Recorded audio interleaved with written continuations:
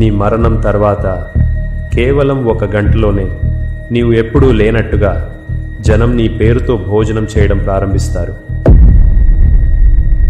ఒకరోజు గడుస్తుంది. స్నేహితులు తమ తమ జీవితాల్లో మళ్ళీ బిజీ అవుతారు. ఎవ్వరూ నీ ఆవేదనను వినరు.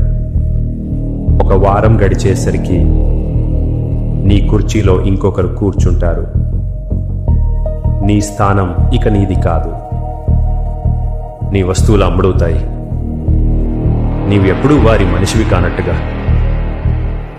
1 సంవత్సరం గడిచేసరికి నీవు కేవలం ఒక పాత కథగా మారిపోతావు.